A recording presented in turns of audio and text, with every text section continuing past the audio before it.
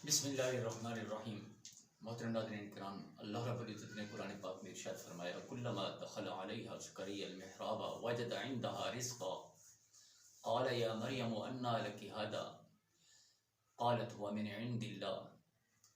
कि जब हज़रत ज़करिया अलैहिस्सलातु वस्सलाम हुजरे में दाखिल हुए तो आपने हज़रत मरियम के पास रिज़्क़ पाया। क़ाल या मरियम, पूछा कि मरियम ये कहाँ से आया, अन्ना लकी हादा, तो आप फरमाती हैं क़ालत हुवा मिन इंदिल्लाह। ये एक वाक़या है। हज़रत बीवी मरियम, आप सबने का नाम सुना होगा, हज़रत ईसा अलैहिस्सलातु वस्सलाम की वालिदा हैं और एक बकरमत वलिया हैं, अल्लाह की वलिया हैं माशाअल्लाह। तो इस पीछे एक वाक़या है बहुत बड़ा कि आपके वालिदैन जब इस दुनिया से रुखसत फरमा जाते हैं तो आपकी किफ़ालत का ज़िम्मा आपके अजीज़ के पास हज़रत ज़करिया अलैहिस्सलातु वस्सलाम के पास आया। तो आप उनकी परवरिश करते थे, आप उनकी किफ़ालत में रहा करती थीं। और जब हज़रत ज़करिया अलैहिस्सलातु वस्सलाम कहीं जाते तो आपको एक कमरे में बंद करके चले जाते, फिर आकर आपका नाश्ता पानी आपको दिया करते। तो आप एक हुजरे में रहकर अल्लाह की इबादत में मसरूफ़ रहती। तो एक दिन ऐसा हुआ कि हज़रत ज़करिया अलैहिस्सलातु वस्सलाम कहीं दूर तशरीफ़ ले गए और आपके जहन में ये न रहा कि मैं दरवाज़ा लॉक करके आया हूँ। और फिर एक दो दिन जब गुजर गए तो आपको याद आया, अचानक याद आया कि मैं तो बीबी मरियम को एक कमरे में बंद करके आया, अब पता नहीं उनका क्या हाल हुआ होगा, उनको पानी किसने दिया होगा, उसको खाना किसने दिया होगा। हत्ता कि आप वहाँ से जल्दी जल्दी वापस तशरीफ़ लाते हैं। कुछ दिन गुजर गए थे, आपको ये था कि कहीं अल्लाह को प्यारी ना हो गई हूँ, क्या हुआ होगा, नतीजा कुछ भी हो सकता था। आप जल्दी जल्दी वापस तशरीफ़ लाए और उस कमरे का दरवाज़ा खोला, उस हुजरे का दरवाज़ा खोला जिसमें हज़रत बीबी मरियम अल्लाह की इबादत किया करती थी।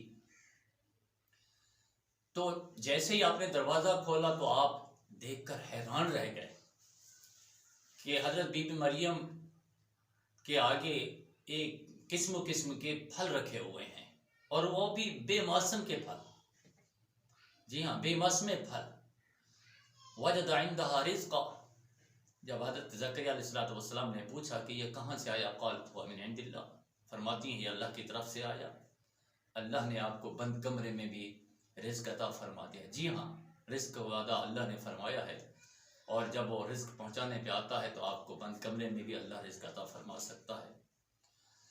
तो हज़रत ज़करिया अलैहिस्सलातु वस्सलाम उस वक्त बुढ़ापे की उम्र में पहुँचे हुए थे, और आपको तकरीबन ये अंदाज़ा था कि मेरे यहाँ औलाद नहीं हो सकती, क्योंकि आपकी औलाद कोई भी नहीं थी।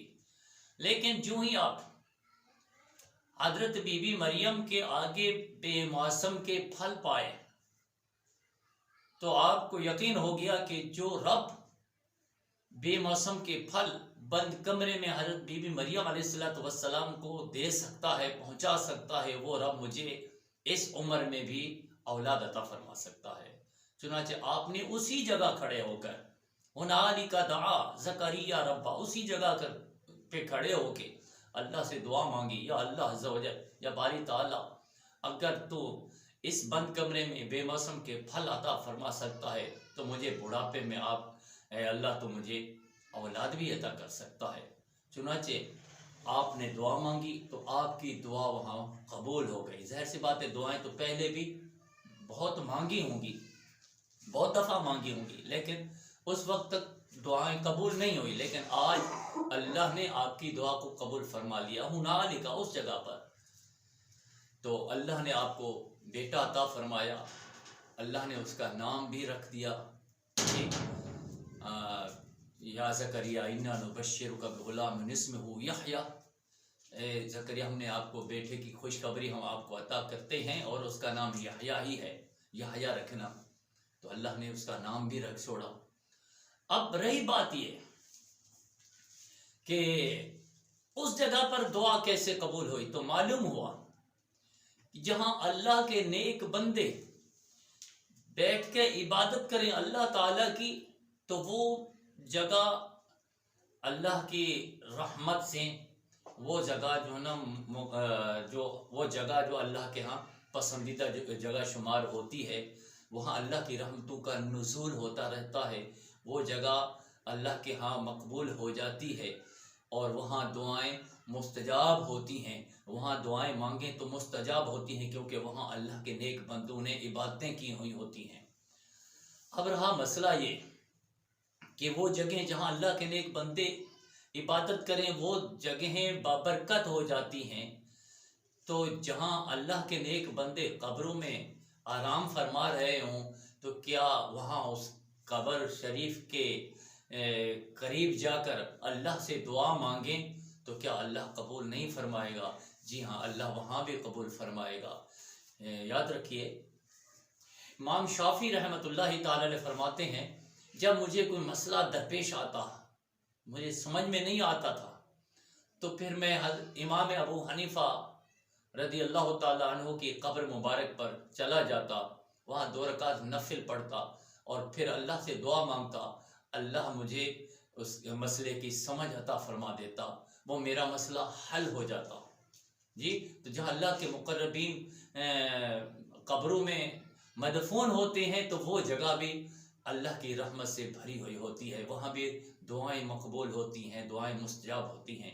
लेकिन याद रखिए, वहाँ भी मांगना है तो अल्लाह से मांगेंगे, अगर कब्र वाले से मांगेंगे तो ये शिर्क ठहरेगा, जो कि बहुत बड़ा गुनाह है।